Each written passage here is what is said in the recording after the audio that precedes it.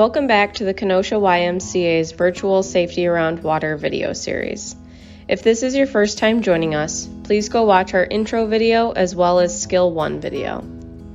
Lesson 2 for this video today is going to cover becoming comfortable swimming on our front and back. We will achieve this by going over the front float, front glide, and swimming on our front, as well as the back float, back glide, and swimming on our back.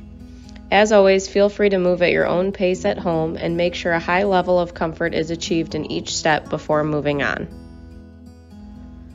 As we covered the skill of submersion in our last video, we will start at the beginner level of the front float by simply standing or being held with face submerged, looking down and walking 5 feet to the wall. We can progress by doing the same with 1 foot down.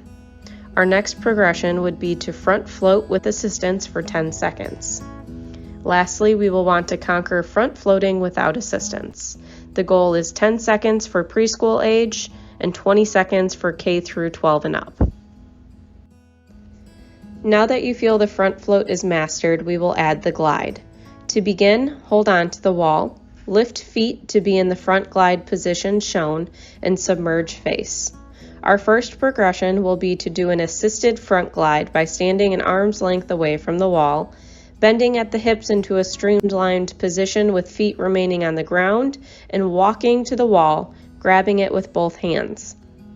To continue the progression of an assisted front glide, do the same as above with feet off the bottom with assistance. We will want to continue working on the skill until the front glide can be completed unassisted by pushing off the wall and gliding 5 feet for preschool and 10 feet for K through 12 and up.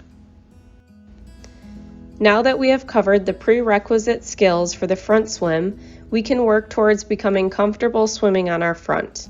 We will want to start by practicing our front glide 5 to 10 feet. We can then progress to adding a side glide to breathe. This can be done first with assistance and then solo.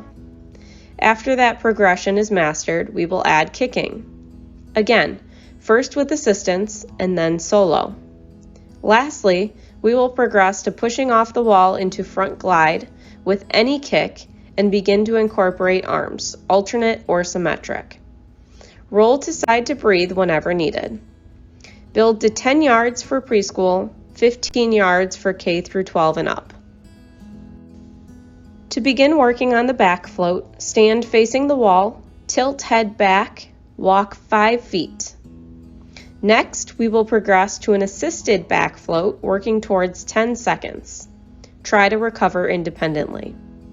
Lastly, progress to a back float unassisted, 10 seconds for preschool, 20 seconds for K through 12 and up. To build on the back float into the back glide, begin with an assisted back glide by facing the wall, tilting head back, dropping shoulders, and pushing the chest up.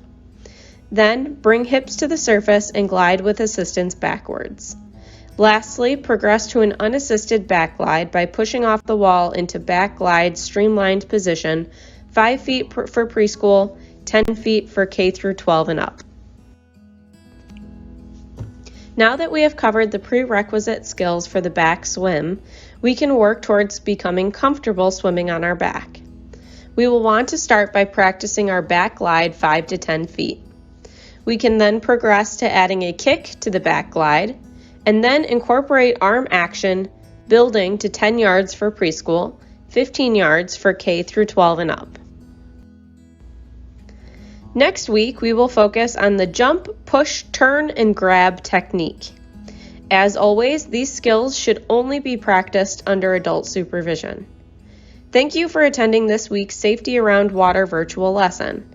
We look forward to seeing you for next week's lesson.